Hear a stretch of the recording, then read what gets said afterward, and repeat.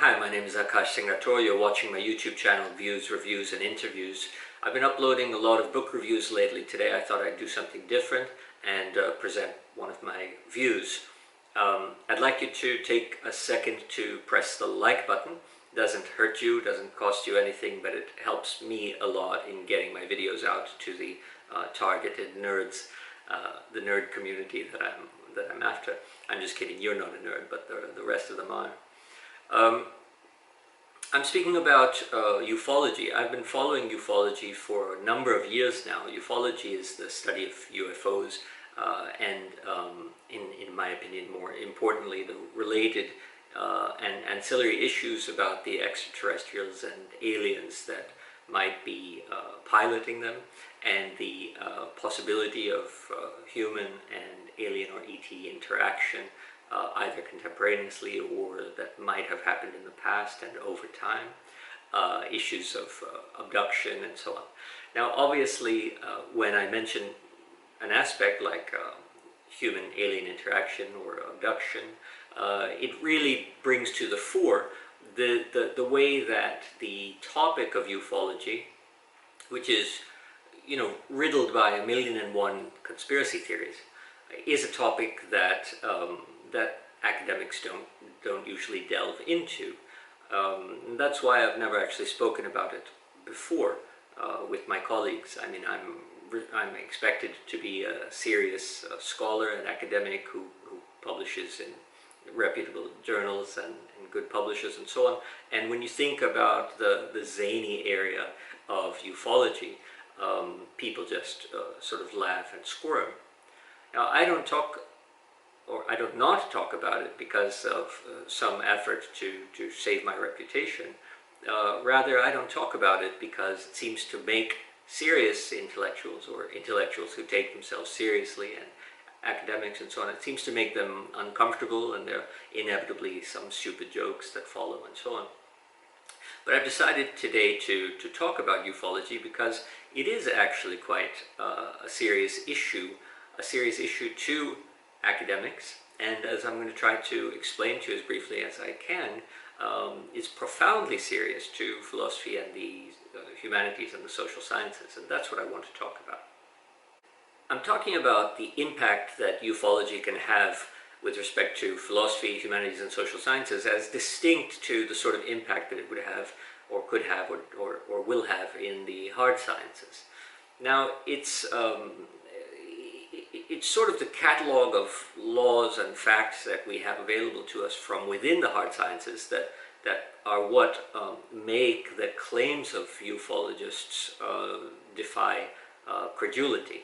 What we know about gravity, what we know about propulsion, what we know about the distances of space and so on, which we've learned through the hard sciences, are what make it seem rather impossible to accommodate a lot of the claims of ufologists. But you can think about it another way. It would only take the appearance of one J-Rod on network television. J-Rod is the name of the alien captive at Area 51. Some of you may have, I mean, all of you will know about Area 51.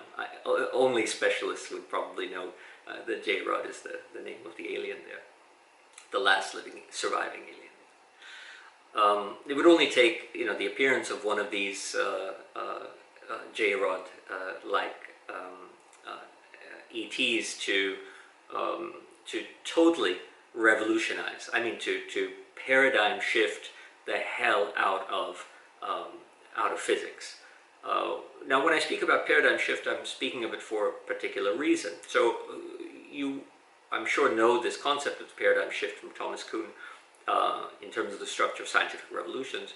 But paradigm shift within the hard science is, for those social scientists out there, more or less a kind of positivistic appropriation of Foucault's arguments from Le Monde, Les Choses,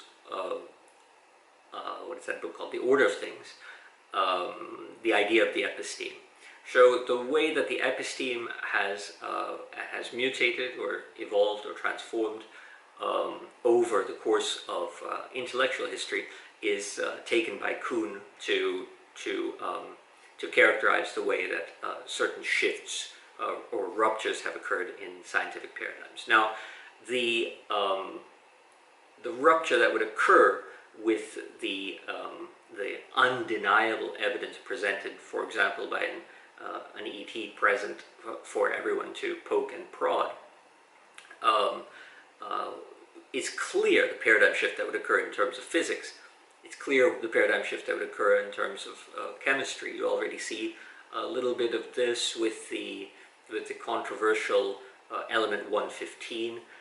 That, again, for UFO or alien nuts, you know that this is the chemical element that is presumed to fuel the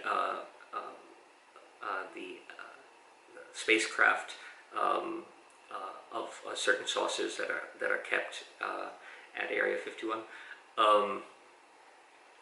and of course biology. I mean, just imagine extraterrestrial biology, alien anatomy, all of the ways that the hard sciences would be impacted by hard evidence that would be undeniable by the scientists. Now, there's plenty of evidence. Question is how hard it is, how soft it is, whether it's concocted, and so on. But I'm talking about sort of irrefutable evidence by even the most stubborn scientists. Now, sure, we're going to have paradigm shift, but what about in the social sciences? Here, of course, the way that the episteme would alter under such a circumstance is so profound. And what I want to talk about is not the conditional way that, for example, the sciences would change if they were evidence. I want to talk about the present.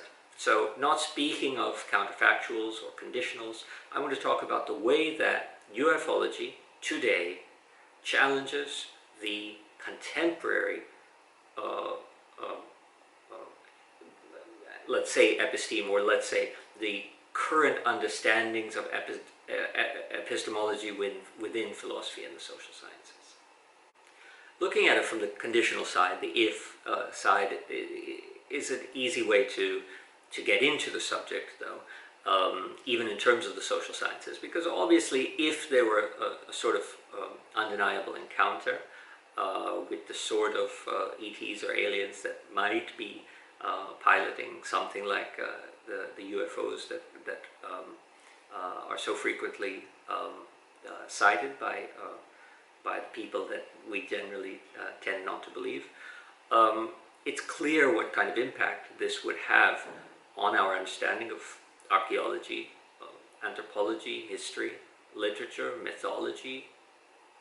Just imagine if there had been contact over time. We'll have to rethink Machu Picchu, have to rethink the pyramids, Stonehenge, Jantar Mantra. I mean, you have to rethink more or less all of ancient history and the impact through literature, like the Epic of Gilgamesh, and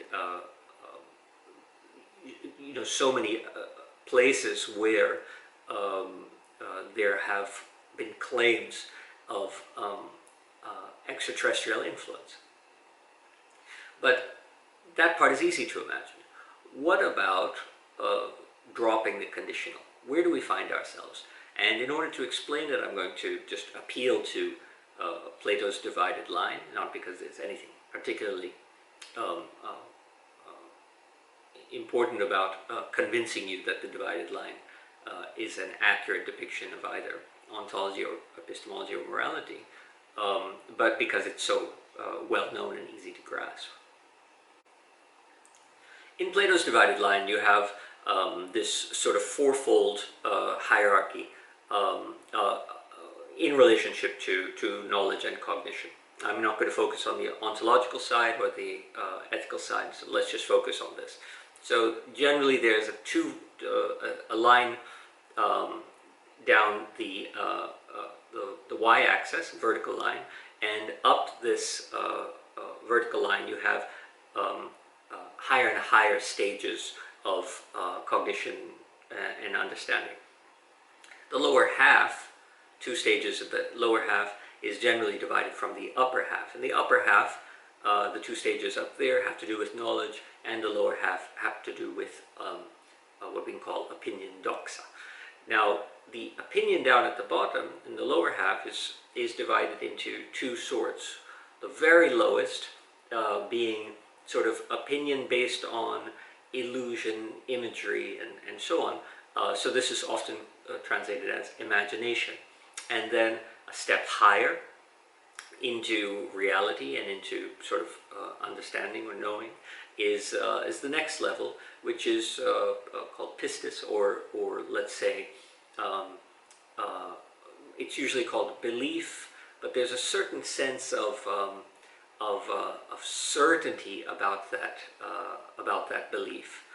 At any rate, then the next highest level, there's an idea that's often referred to as mathesis and so on, but essentially we're talking about a higher level of understanding, and then at the very top this fourfold structure of the divided line, you have genuine knowledge. And this analogy of the divided line is of course presented by Plato in the Republic in relationship to the allegory of the cave, where you have people chained and looking at shadows that are made by reflections of actual people behind them.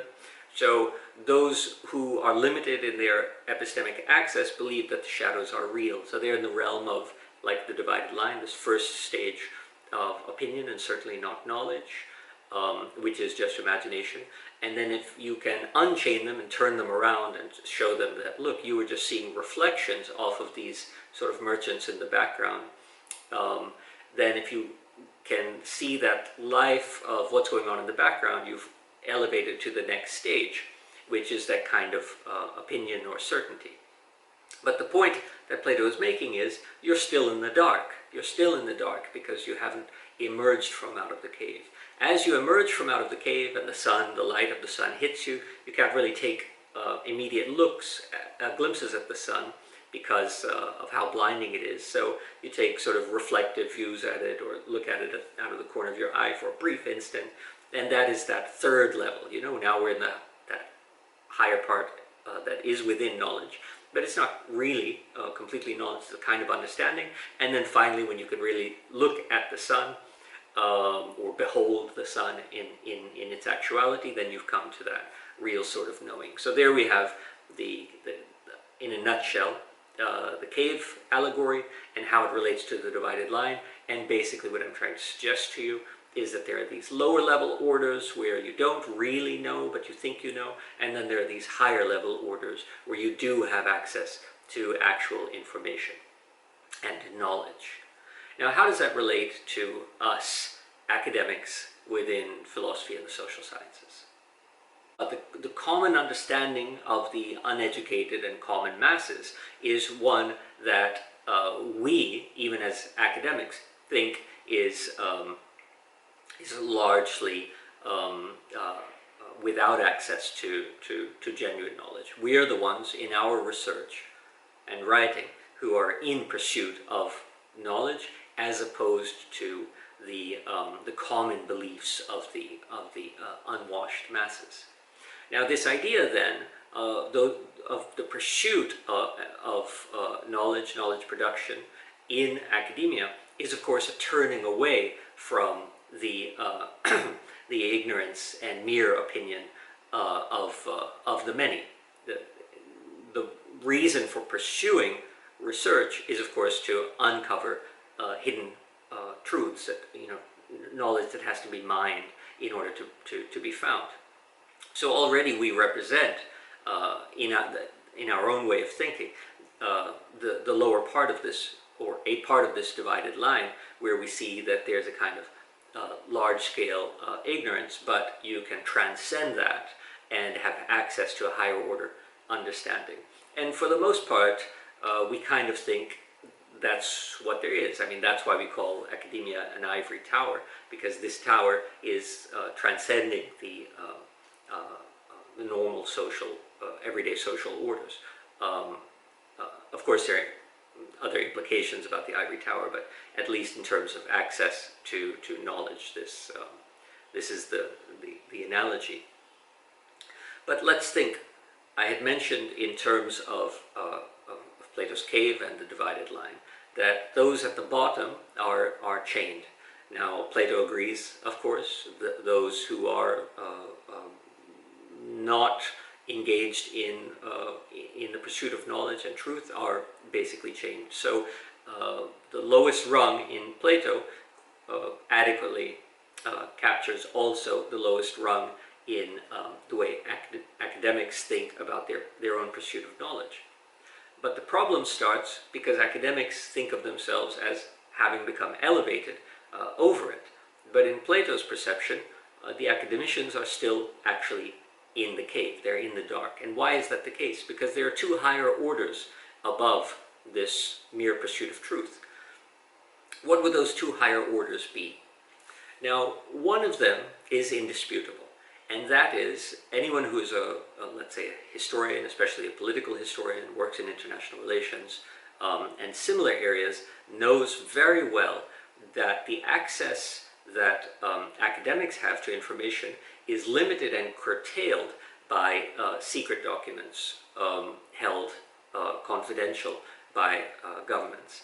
Now, the relationship of government to academia, which is a large-scale question, is at least clear and defined in the way that, for example, government-funded agencies, UGC, National Endowment for Humanities, the European Commission, and so on, how these agencies ensure that researchers in academia more broadly are pursuing research topics that are generated by or approved by government bodies. Now, that's just one simple way within which we understand that the labor of academics in research is in some way conditioned by government orientation and priorities. And that's, of course, why we have so many problems when governments come to power that have these bizarre ideological orientations. It starts to change the nature of academic research, hiring, access to knowledge, and so on. Now, we also know that historians have to wait for classified information. You know, you wait 30 years in certain cases. In certain cases, information is never classified. It's highly redacted and so on. So historians, people following any particular issue, have to wait a certain amount of time for government to declassify and make public documents. And once documents are declassified and made public, the nature of history as it's written changes. And so there may have been a time where generally it was assumed to be knowledge that X and Y had happened. But as information becomes more readily available, that is to say, as documents become declassified over time from various governments who are holding on to knowledge, who are limiting access to knowledge, we find that historians change history. And the same is true in terms of psychology. The same is true in terms of sociology. So we will find that certain events may have happened that later, thanks to declassification of documents, were not spontaneous social events, but were manufactured social events.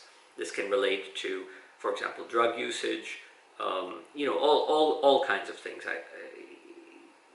There's no shortage of examples on how revelations about what is really going on have clearly impacted various disciplines of the social sciences, international relations, business, and so on. Now, what I'm suggesting here is that means that in terms of access to and production and generation of knowledge, beyond the lumpen mere imagination, and even beyond the academic pursuit of truth, which turns out to be only opinion, because we don't have access to that higher level, that third higher level from the divided line, which is top secret and classified knowledge. Now, a good deal of, the whole point of the way that academia interacts with society more broadly is that the research and findings of academia in the pursuit of knowledge will filter into the social orders, into society. People will generally learn more about themselves, more about each other, more about the world, and so on. And just the same, we see that as documents become declassified, or as academicians gain access to the classified knowledge that is in that third higher level, classified secrets, we see a filtration of what is happening at that third level. So a slow access to knowledge by academicians, granted or stolen from government archives, government sources, government secrets. So the third level then is this level of what we can call secret knowledge. Now, if that's the third, and if each stage has a kind of access to another, what does the third have access to? Well, here's the part that then anyone who's not interested in ufology or thinks it's a pseudoscience can simply deny. But obviously, what we have to keep in mind is that what this secret level has access to is, of course, the thing in itself. Alien intelligence, extraterrestrial technologies, information about ETs or UFOs, and information that alters the way that we think about philosophy.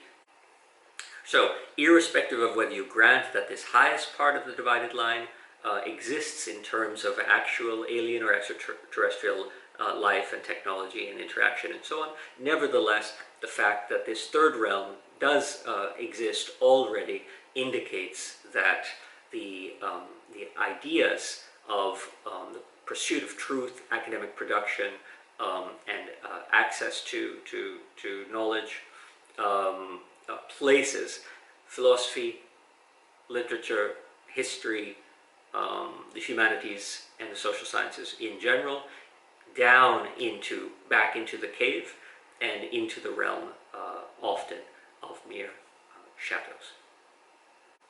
So, in terms of the epistemic framework that it presents and the higher possibilities, including all of the various conditionals, but just in terms of the epistemic framework, we see that that is why ufology is important to philosophy and the social sciences.